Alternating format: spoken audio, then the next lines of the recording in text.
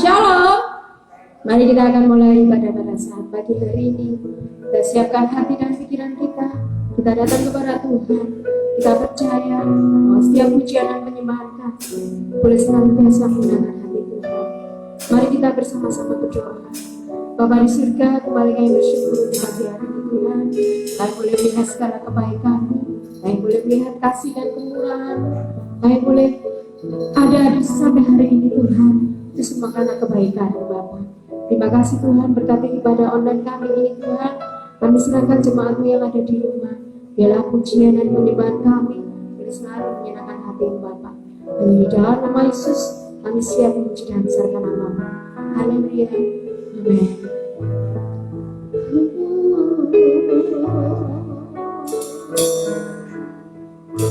Seperti saya haus tujuh aliran sungai-Mu,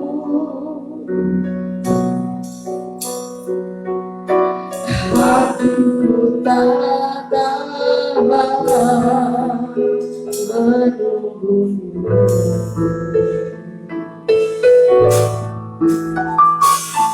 Bagai padang besar menanti datangnya hujan, begitu jiwamu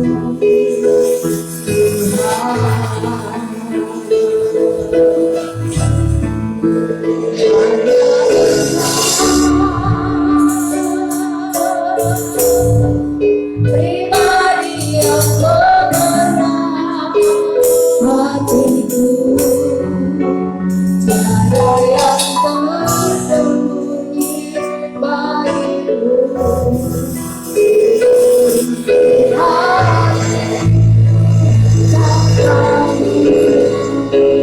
Dan mau aku kembali dekat lagi padamu, hingga dalam indahnya bersama kasih-Mu. Kita sama-sama menyanyikan sayang haus itu aliran sungai-Mu. Makasih. Hatiku tak tahan menunggu agar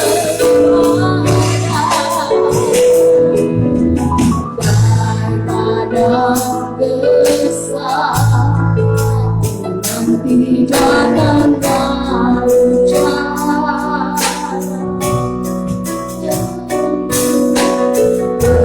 begitu jiwa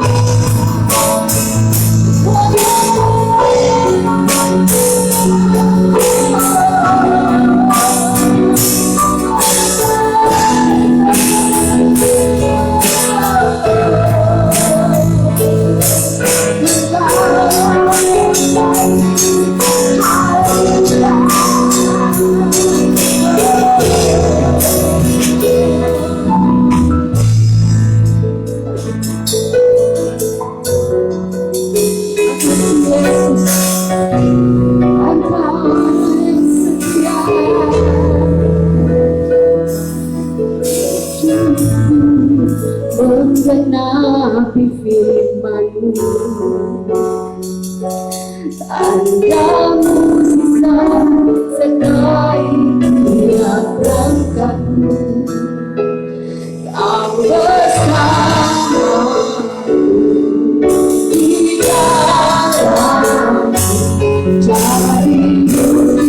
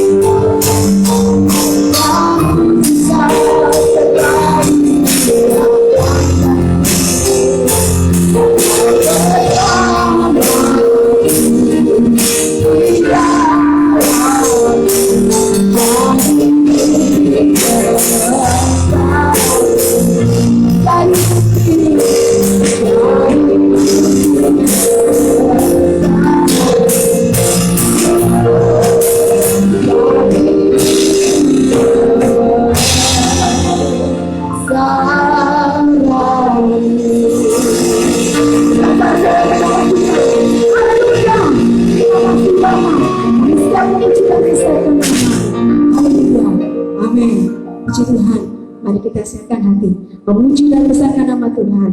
Haleluya.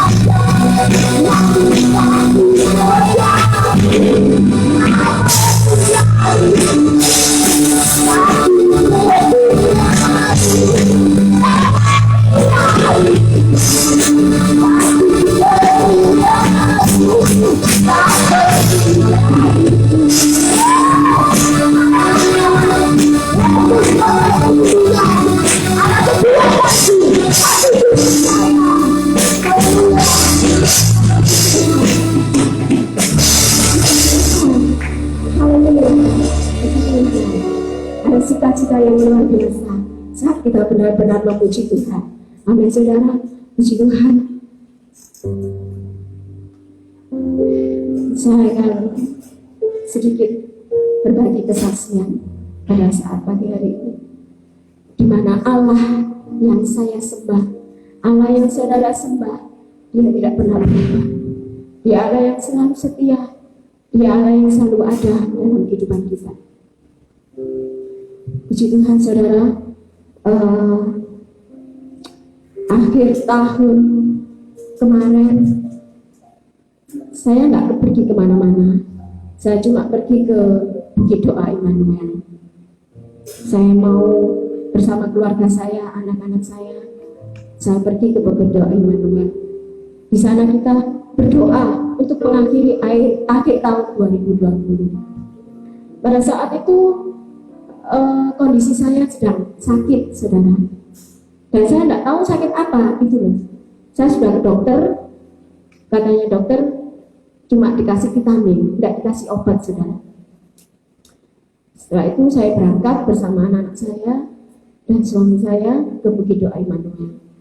Setelah sampai di sana, badan saya itu tambah sakit saudara, gergesi. Ya cuman karena bareng anak-anak saya jadi nggak terasa saudara ya. Jadi saya buat bersuka cita saja, tapi sebenarnya saya itu bergesi saudara, tidak enak semua badan saya. Dan akhirnya sudah selesai makan, kita makan terus kita pulang. Terus saya pulang sampai di rumah, badan saya tambah tidak enak saudara, tidak enak. Saya kerja seperti biasa, Senin sampai Rabu. Setelah Rabunya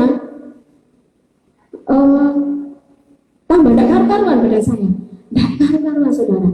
Terus saya sama suami saya pergi ke rumah sakit, ke klinik Waluyo Jati ya tepatnya. Di situ sama dokter disarankan untuk tes darah, saudara ya. Karena dokter tidak lihat penyakit saya tidak ada sakit saudara. Sama dokter cuma dikasih vitamin, dan saya tidak bisa minum vitamin saudara, lambung saya tidak kuat. Jadi vitaminnya ya cuma saya minum ala kadarnya saja, tidak semua saya habiskan. Setelah itu saya tes darah, Jumatnya tes darah.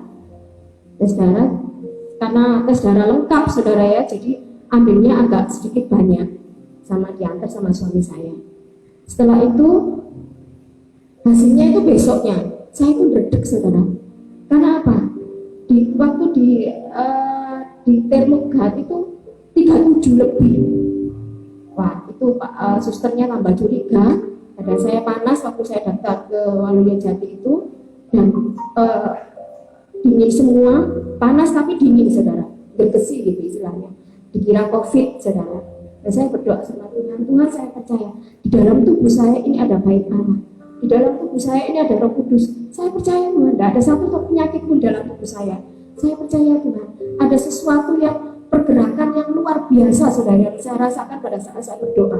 Saya percaya saudara, benar-benar saya percaya bahwa di tubuh saya ini tidak ada penyakit. Saya cuma stres saya, karena saya ada masalah yang tidak bisa saya ceritakan di tempat ini, karena begitu mengganggu pikiran saya yang membuat saya itu gemetar saudara.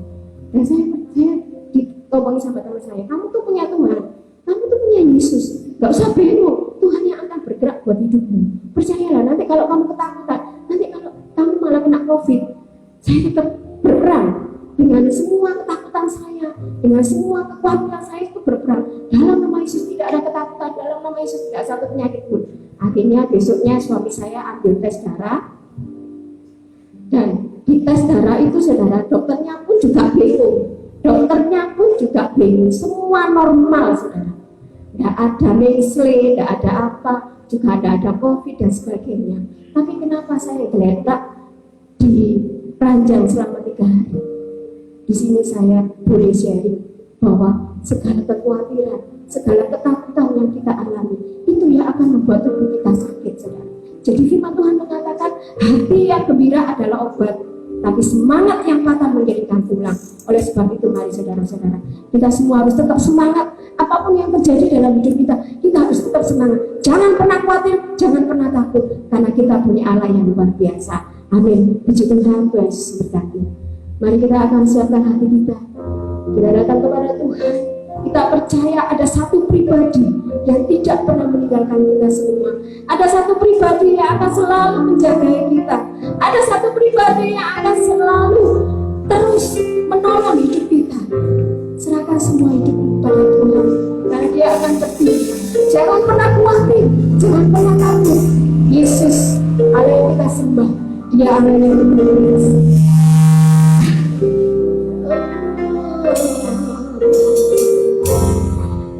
Ujilah aku Tuhan, cobalah aku Tuhan, selidiki hatiku dan hatiku, mataku tertuju padamu. Aku cinta padamu Tuhan, aku rindu hadiratmu Tuhan, aku ingin selalu dekat padamu, menikmati kehadiratmu.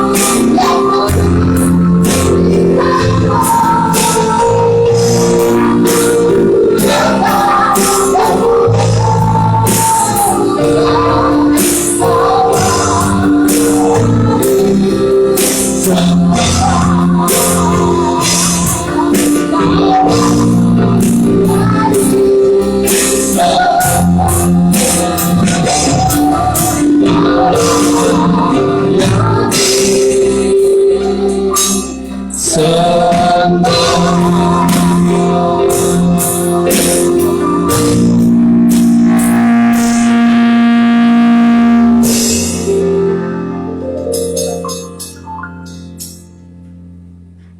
pernyataan iman kami kepadamu ya Tuhan. Kami tahu ketika kami menyanyikan lagu ini bukan berarti hanya lip service saja. Tetapi Tuhan, biarlah Engkau tahu isi hati kami. Bagaimana hubungan kami dengan Engkau. Dan kami percaya ketika Tuhan menyatakan segala sesuatu kepada kami, membuat kami lebih mengerti, memiliki kedekatan erat, intim bersama dengan Engkau. Terima kasih Tuhan, terima kasih. Tiba saatnya kami akan mendengarkan sebagian daripada firman. Persiapkan hati kami sebagai tanah yang subur di hadapan-Mu, sehingga setiap firman yang Kau tabur di dalam hati kami bertumbuh, berkembang dan berbuah-buah, sehingga dalam kehidupan kami nama Tuhan dipermuliakan. Terima kasih Tuhan, terima kasih. Dan kami akan sambut firman-Mu hanya di dalam nama Tuhan Yesus. Haleluya, amin. Puji Tuhan. Shalom Bapak Ibu, saudara sekalian kasih Tuhan, yang saat ini kita melihat melalui live streaming. Ya. Biarlah melalui kesaksian tadi membuka, memberikan wawasan pencerahan buat kita semuanya, bahwa di balik semuanya kadang Tuhan izinkan terjadi. Untuk apa? Untuk kita bisa mengerti cara kerjanya Tuhan. Untuk kita tidak mudah menyalahkan keadaan, tetapi kita belajar yakin bahwa Tuhan yang kita sembah di dalam nama Tuhan Yesus itu luar biasa. Nah, sekarang kita mau belajar firman Tuhan. Bagaimana supaya kita tetap konsisten, tetap bagaimana kita berada di posisi menjadi pelaku firman Tuhan dengan situasi keadaan yang kayak begini nih saudara. Nah, kita mau belajar firman Tuhan diambil dari Galatia pasal 5 ayat 16 sampai yang ke 26 sebenarnya ya. Karena saya akan bahas satu berikut gitu ya. Galatia pasal 5 ayat 16 sampai yang ke 26. Demikian firman Tuhan saya akan bacakan dengan judul berikut, hidup menurut daging atau roh. Maksudku ialah hiduplah oleh roh, maka kamu tidak akan menuruti keinginan daging. Sebab keinginan daging berlawanan dengan keinginan roh, dan keinginan roh berlawan dengan keinginan daging, karena keduanya bertentangan, sehingga kamu setiap kali tidak melakukan apa yang kamu kehendaki. Akan tetapi jikalau kamu memberi dirimu dipimpin oleh roh, maka kamu tidak hidup di bawah hukum Taurat. Perbuatan daging telah nyata, yaitu percabulan, kecemaran, hawa nafsu, penyembahan berhala, sihir, perseteruan, perselisihan, iri hati, amarah, kepentingan diri sendiri, percideraan, roh pemecah, kedengkian, kemampukan, pesta pora dan sebagainya. Terhadap semuanya itu kuperingatkan kamu, seperti yang telah kubuat dahulu, bahwa barang siapa melakukan hal-hal yang demikian, ia tidak akan mendapat bagian dalam kerajaan Allah. Tetapi buah roh ialah kasih, sukacita, damai sejahtera, kesabaran, kemurahan, kebaikan, kesetiaan, kelemah lembutan, penguasaan diri. Tidak ada hukum yang menentang hal itu.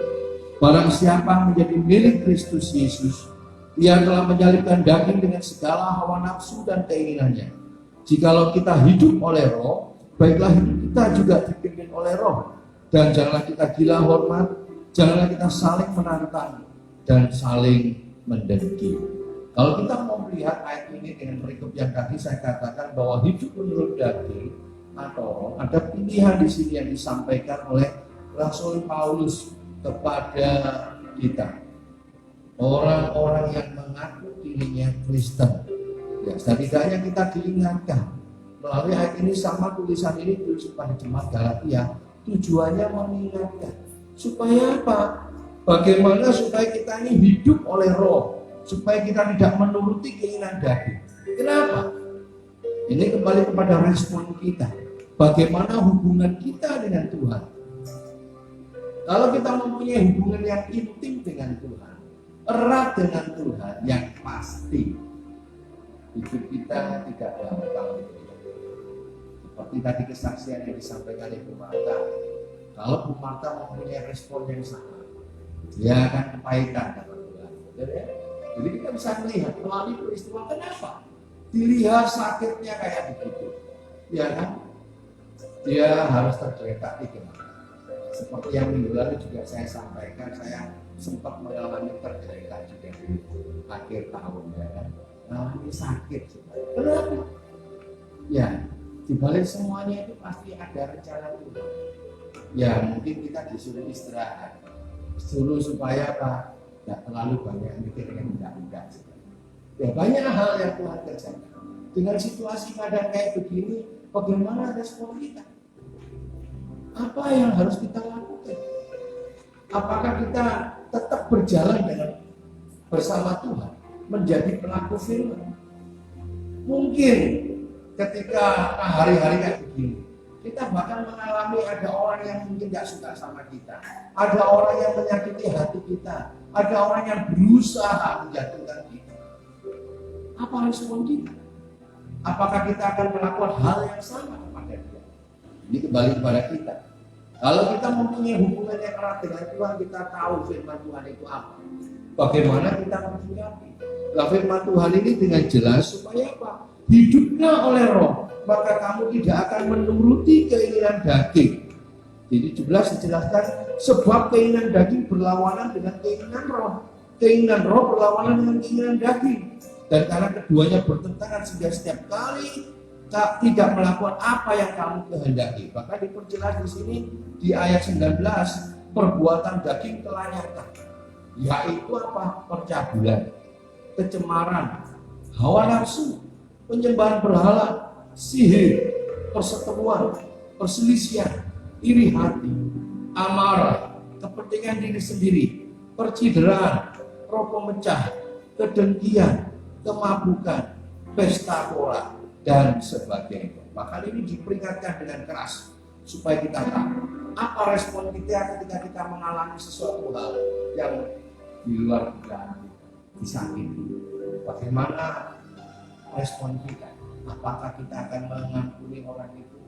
Apakah kita akan bergerak dengan naluri kita? Kalau kamu melakukan itu, saya juga bisa balas kamu. Kadang-kadang ini yang terjadi. Dengan situasi keadaan seperti ini, yang seharusnya saya menerima ini dan itu, kenyataannya saya tidak menerima. Ini membuat banyak hal orang kadang melakukan perbuatan tadi, melakukan apa yang menjadi kehendaknya. Kembali lagi saya katakan, bangun hubungan dengan Tuhan. Kalau kita mempunyai hubungan yang erat dengan Tuhan, percaya Tuhan sanggup membela. Dan kalaupun saya mau bicara bagaimana kronologi, kembali lagi sebetulnya dipimpin oleh cara kerja Roh Kudus dalam kehidupan orang percaya. Setidaknya kita akan bisa mengerti apa yang seharusnya kita lakukan. Kalau saya mau bicara tentang bagaimana cara kerja Roh Kudus dan dikasih itu, ketika kita percaya, dalam Efesus pasal 1, 13-14 dikatakan, ketika kamu percaya, kamu dimeteraikan dengan Roh Kudus, distempel sah kamu milik Tuhan. Dan Roh Kudus diberikan sebagai jaminannya di ayat 14. Supaya apa? Kita sadar bahwa Tuhan tidak mengatakan kamu selamat gitu aja, saudara. Tapi ada jaminannya, yaitu Roh Kudus. Di ayat yang ke-14. Nah, setidaknya kita bisa melihat, menjelaskan bahwa Roh Kudus diberikan sebagai jaminannya, supaya kita bisa mengerti bahwa Tuhan tidak cuma berkata kamu selamat, tetapi saya juga merasakan saya menjadi miliknya Tuhan. Ada apa? Ada Roh Kudus dimeteraikan dalam hidup kita. Dan Roh Kudus ini berperan apa? Banyak hal. Menginisiatkan, menyadarkan, membuat kita tahu posisi kita di tempat yang bagaimana. Ketika kita tadi disakiti, apa reaksi kita, respon kita. Roh Kudus akan menyadarkan, mengingatkan. Nah, setelah kita dimeteraikan, Roh Kudus akan memenuhi kehidupan orang percaya. Ada dua cara Roh Kudus bergerak. Yang pertama adalah pimpin, bahwa Roh Kudus memenuhi dari atas. Ini kalau Bapak Ibu periksa, bisa lihat di Kisah Para Rasul pasal 2. Itu kejadiannya selalu pimpin semua. Hampir semuanya pimpin. Berarti memenuhi. Bahkan ini pun seringkali kalau kita lihat di perjanjian lama, ketika orang itu kudus dekat sama Tuhan, dia akan mengalami pimpin, dipenuhi Roh Kudus dari atas. Dia akan bergerak dalam kehidupan orang percaya. Di PL seperti itu. Sampai sekarang apakah iya? Masih. Dia bergerak dari luar. Loh Pak, apakah orang percaya bisa jatuh dalam dosa? Bisa. Dalam 1 Yohanes 3 ayat 9 dikatakan apa? Orang yang lahir dari Allah tidak terus-menerus berbuat dosa. Dan ia tidak akan mampu terus-menerus berbuat dosa karena ada benih ilahi. Saya terjemahkan dari bahasa Indonesia. Kalau versi Indonesia, setiap orang yang lahir dari Allah tidak berbuat dosa lagi, sebab benih ilahi tetap ada di dalam dia, dan ia tidak dapat berbuat dosa karena ia lahir dari Allah. Sebetulnya kata ia tidak akan mampu terus-menerus berbuat dosa. Tidak ada kuasa, ada kata argumentatif menjelaskan bahwa apa? Ada benih ilahi, ada Roh Kudus yang akan mengingatkan posisi, bahwa kamu di posisi yang salah. Makanya dipimpin. Loh, ketika ada hamba Tuhan jatuh atau ada orang melayani Pak, nah itu makanya peran Roh Kudus. Ketika dia melayani, dia bergerak, dia dipenuhi Tuhan. Tapi ketika dia turun, dia tidak melayani, dia kembali lagi. Bagaimana hubungannya dengan Tuhan? Dia akan melakukan kegagihan atau hidup oleh Roh. Makanya kadang-kadang banyak orang kepahitan oleh para hamba Tuhan atau sesama orang percaya, orang Kristen. Orang Kristen kok kayak gitu, pendeta kok kayak gitu, katanya hamba Tuhan, pelayanan kok gitu. Ya, tapi banyak orang yang juga mau masih percaya ikut sama dia, mendengarkan khotbah-khotbahnya, bahkan dalam timnya dia. Yang bagian nggak tahu, makanya itu peranan pimpin di dalam kehidupan orang percaya. Roh Kudus memenuhi dari atas. Tapi apakah ketika orang berbuat dosa bisa ditutupi? Tidak. Roh Kudus akan meningkatkan semua. Yang kedua, Roh Kudus berkarya dengan apa? Dari dalam kehidupan orang percaya, namanya klero, yang diambil dari Efesus pasal yang ke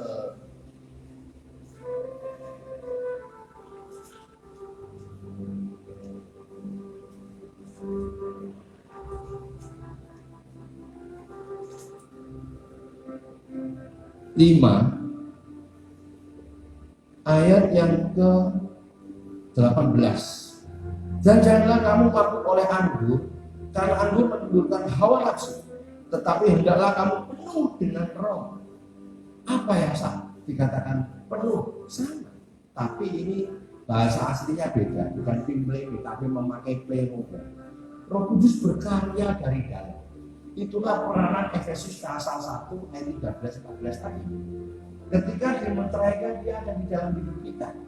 Ini yang bergerak, merubah hidup kita, meresponi, menyadarkan. Makanya kalau kita lihat dari Efesus pasal 5-18 diteruskan sampai ke ayat yang ke-19, ya, dikatakan bahwa dan berkata-katalah seorang kepada yang lain dalam mazmur, hidup pujian, nyanyian rohani, bernyanyi dan bersoraklah bagi Tuhan dengan segenap hati.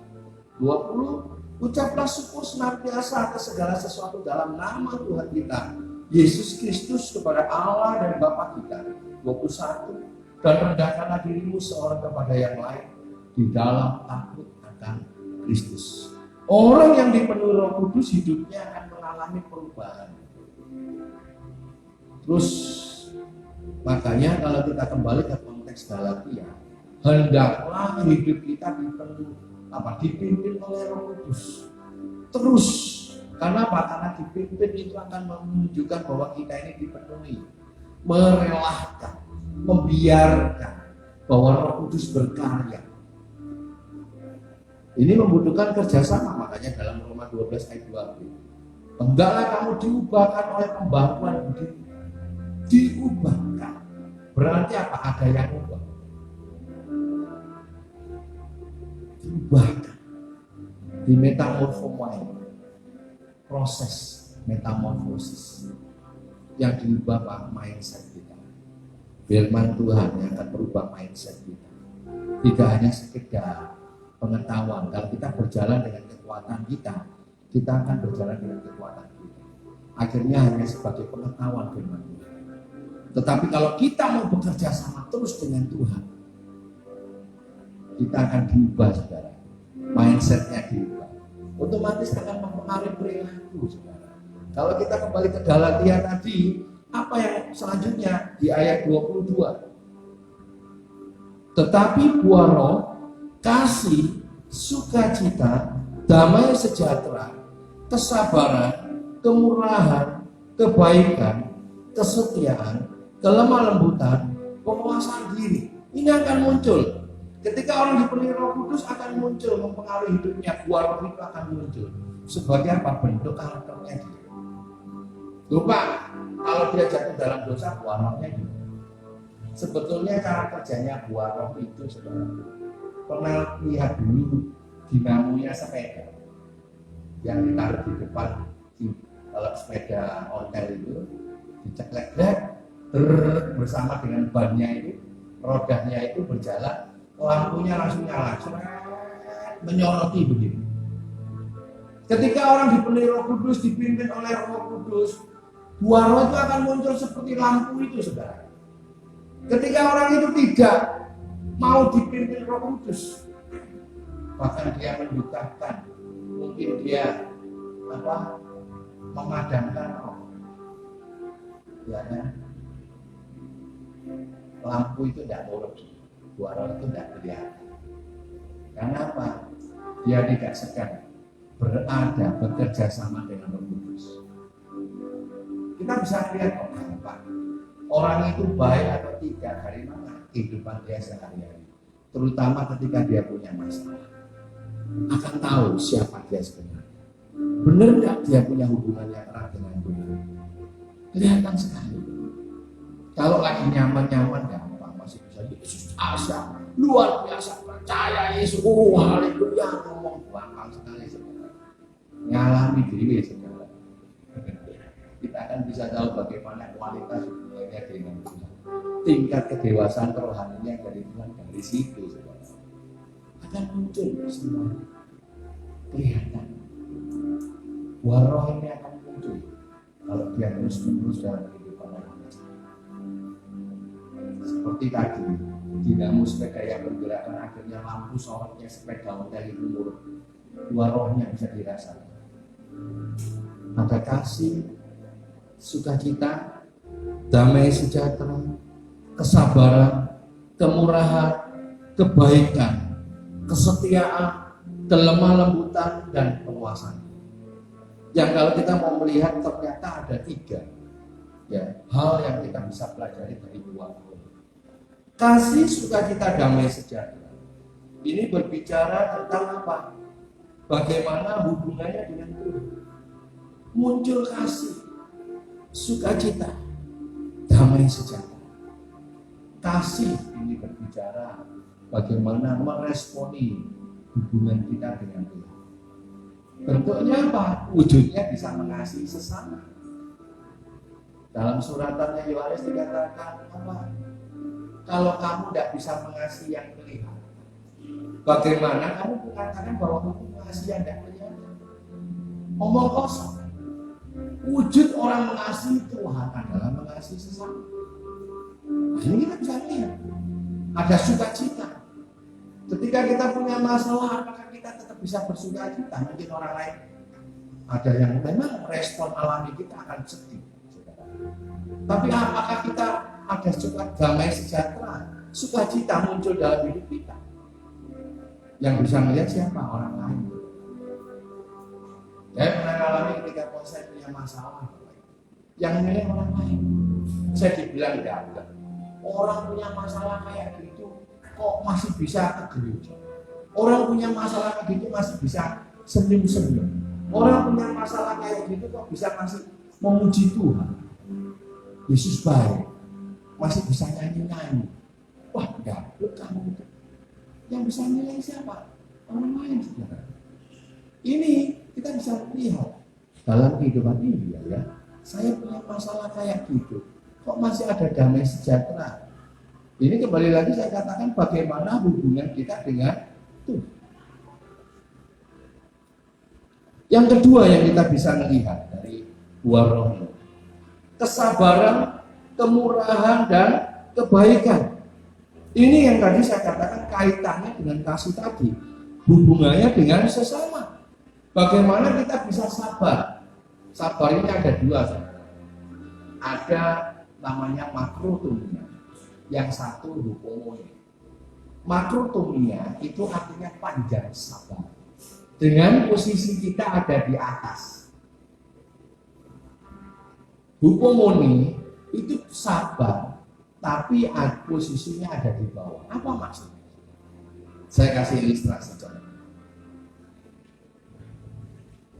Makrotomia itu bisa terjadi kepada orang yang ngutangi, tahu yang ngutangi, minjemi duit. Biasanya yang nggak punya duit, kalau kondisinya dia nggak punya, biasanya pakai apa? Semoyo, gitu.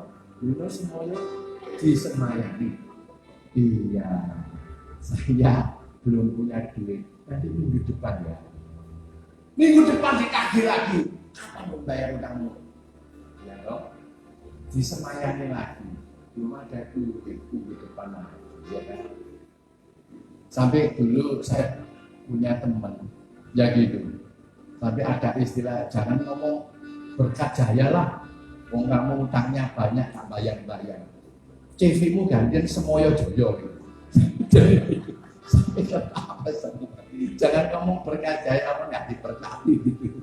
Ya dong, tapi dibilang gitu, aku saya dengerin gitu, ikut dengerin itu rasanya ya malu ya. Yang punya ini orang Kristen itu, ya itu lagi malu. Bilang aja belum ada, nanti kalau ada tak bayar. Jangan janji kan gitu. Nah, kata makrotomia itu orang yang ngutangin, dia akan sabar.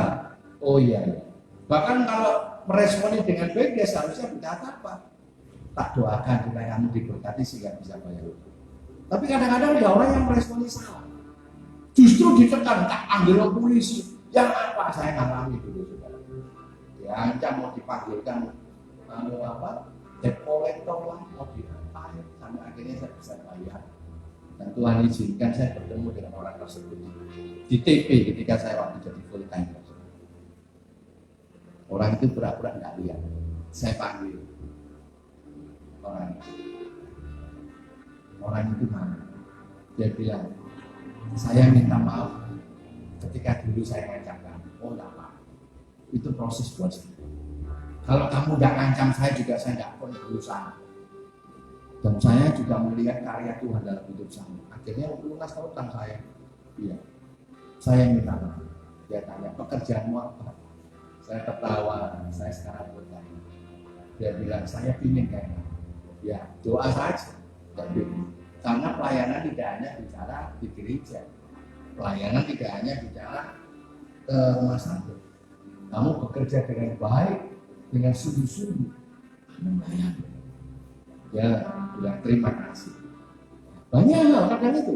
Dia pernah sekali lagi ketemu di desa yang dulu juga. Titik tak panggil orang polisi. Titik tak panggil orang polisi. Yang membuat hati saya gembira, senang waktu itu apa? Ternyata orang yang ngancam-ngancam dulu itu bertobat.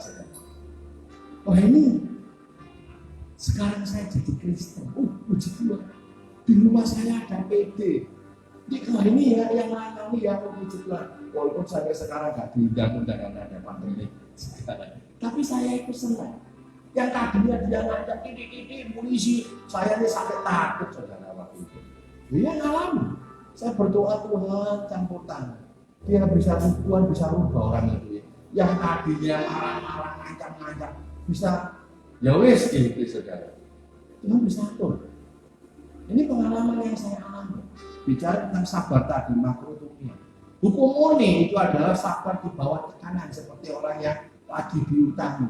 Nggak iso bayar-bayar, Tuhan, kapan ya saya bisa bayar? Ngomong hari Selasa, kok ya nggak ada berkat Selasa? Diundur minggu depannya lagi Selasa. Kok nggak ada berkat Tuhan? Ya lupa. Berkat bisa makan, bisa minum itu hari itu ya dari Tuhan. Masalahnya belum diberkati untuk bayar. Kan gitu. Ya. Tapi apa? Kadang-kadang Tuhan izinkan itu apa? Supaya kita diajar berani menghadapi. Jujur waktu saya ngalami, tanya istri saya tetap ngomong sama istri saya kalau bulan next ini. Ayo nih, utang banyak, kita lari ke Jawa Tengah, coba ekspor dulu. Orang tidak ada yang tahu. Seandainya saya lakukan hari itu, pada waktu itu mungkin saya tidak bertanya di sini saudara. Tutoran estrogen selamanya. Jujuran. Mikirnya apa? Karena semuanya jauh dari orang-orang yang lagi itu saudara. Tapi waktu itu saya diingatkan, sampai kapan kamu mulai? Hadapi orang itu. Saya bilang ya wis takut. Resikonya, ya mungkin ditakuti orang masuk penjara dan sebagainya. Tapi saya bilang asal kau bisa takut. Ternyata ketika saya berani menghadapi satu hal, tidak seperti apa yang saya bayangkan. Oh ya? Ini yang saya katakan tadi hukum. Saya diajar di bawah tekanan. Tanya istri saya, wis kalau mau stres benar, kondisinya pada saat itu nggak bisa apa. Berkat dari mana? Tapi ya itu tadi dijalani. Ada berkat titik-titik dibayar banyak yang Tuhan kerjakan. Dan yang berikutnya adalah kemurahan, kebaikan. Bagaimana kita bisa bermurah hati kepada orang lain untuk melakukan apa? Kebaikan. Dua hal ini berbeda. Tetapi kalau kita lihat gerakannya, ini bicara bagaimana seharusnya kita sebagai orang percaya bermurah hati.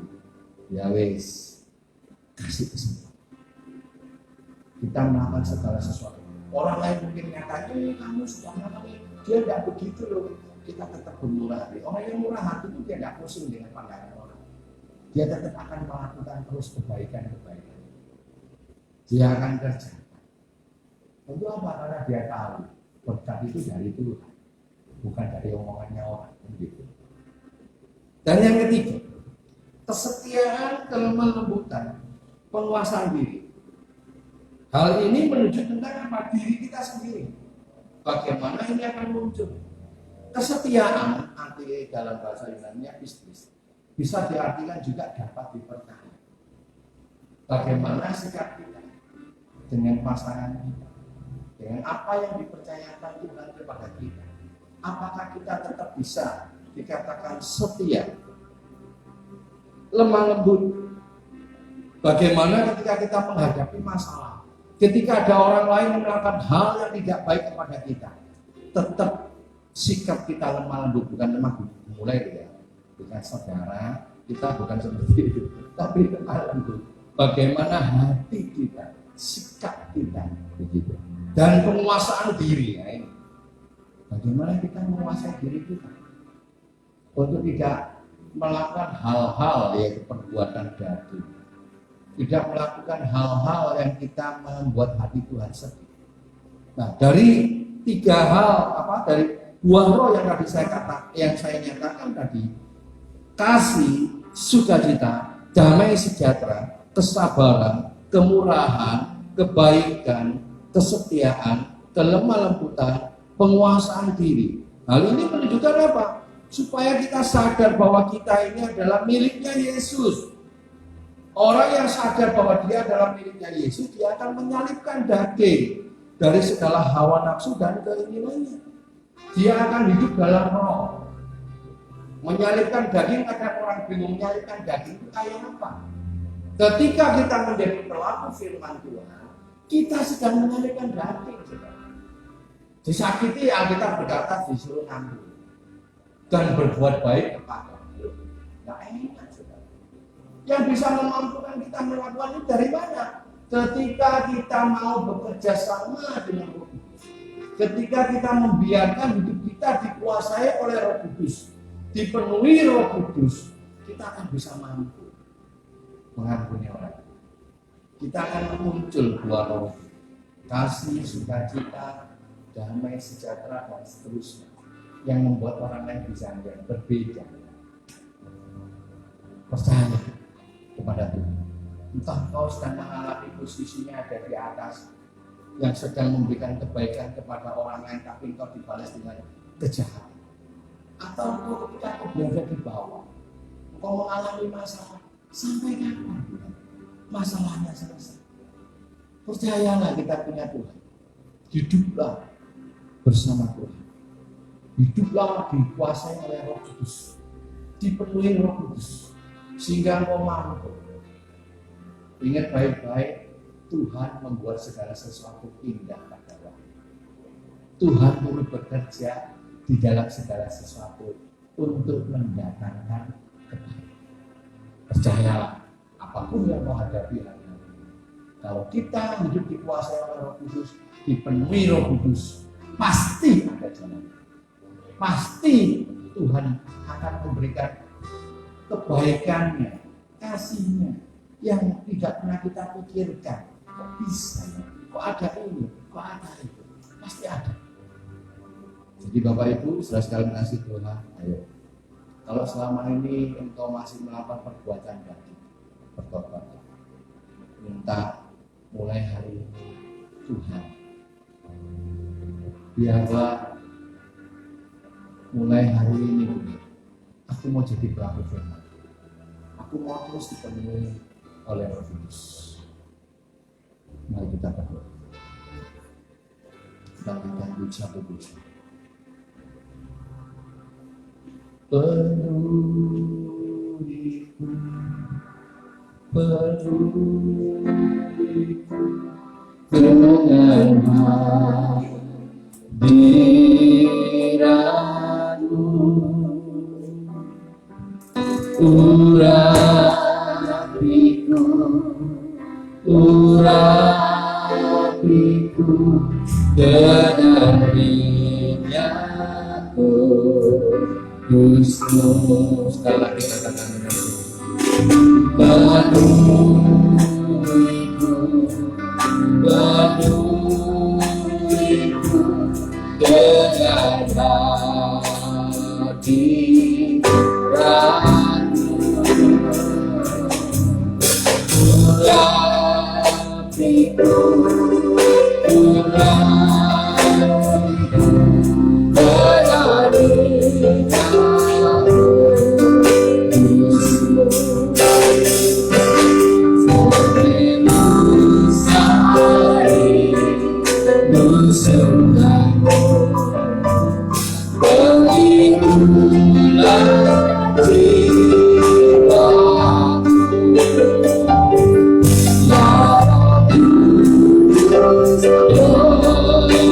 dengan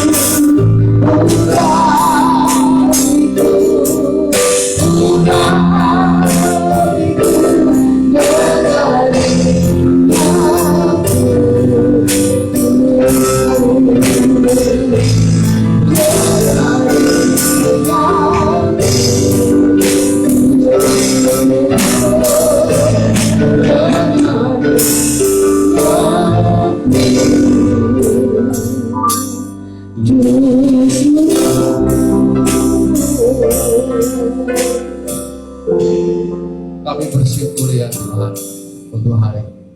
Kami disadarkan, kami diingatkan betapa pentingnya Kau memenuhi hidup kami, menguasai hidup kami, bekerja sama dengan itu. Karena kami tahu itulah yang memberikan kekuatan buat kami, itulah yang memberikan semangat buat kami untuk kami hidup memenuhi panggilan kami sebagai anak-anak Tuhan. Untuk kami sadar bahwa kami harus menjawab cinta kasih buat kami, sehingga buah roh itu muncul dalam kita, karakter itu muncul. Orang bisa melihat dari apa yang kami lakukan. Kualitas hubungan kami Tuhan, mulai hari ini kami akan terus dengan Engkau lebih erat, intim padamu. Karena kami tahu ketika kami melakukan bagian kami, Engkau melakukan bagian itu. Betapa Engkau mengasihi kami, mencintai kami, sehingga apapun yang kami alami, Engkau akan menjadi pembela dalam saya.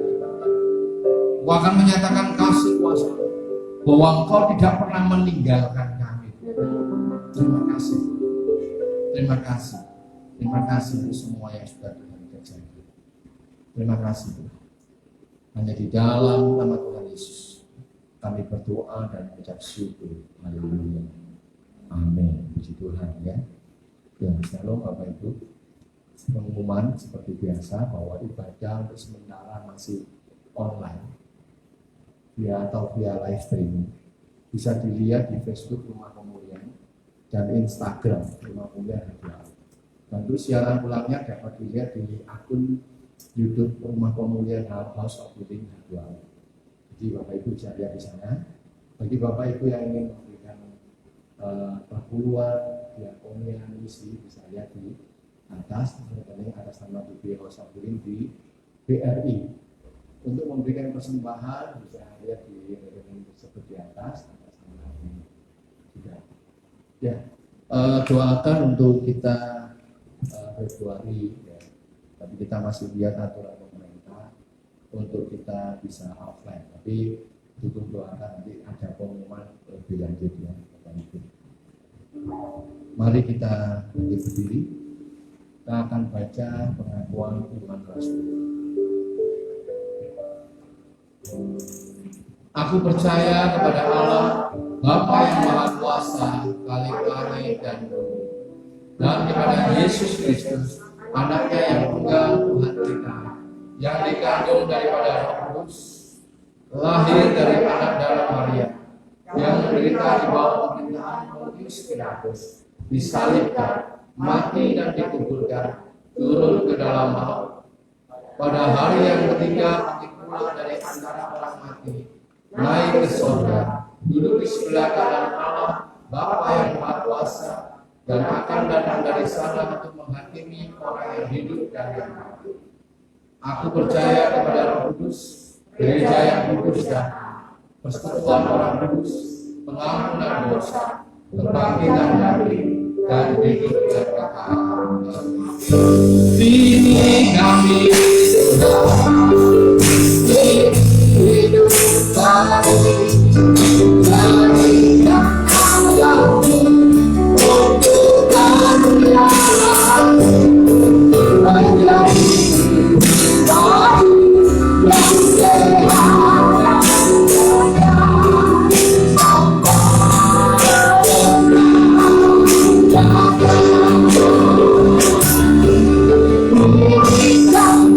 sampai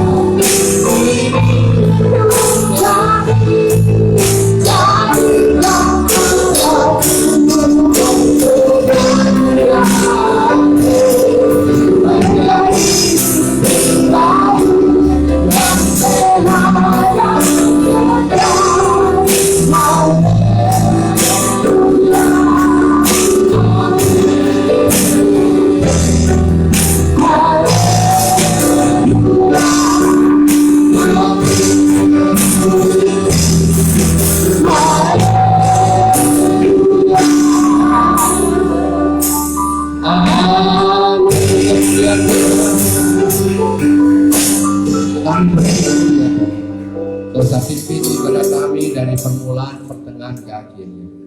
Hanya nama-Mu saja yang ditinggikan dan diagungkan. Dan sebelum kami berpisah, kami mau menaikkan doa syafaat kami untuk bangsa dan negara kami, Republik Indonesia. Tuhan, lawatan untuk negeri kami. Dengan situasi keadaan saat ini, bencana alam, bahkan pandemik yang belum selesai, Tuhan Kau campurkan. Walaupun itu terjadi, kami percaya Kau sedang melakukan sesuatu hal yang besar untuk negeri kami, untuk bangsa-bangsa yang ada di seluruh dunia.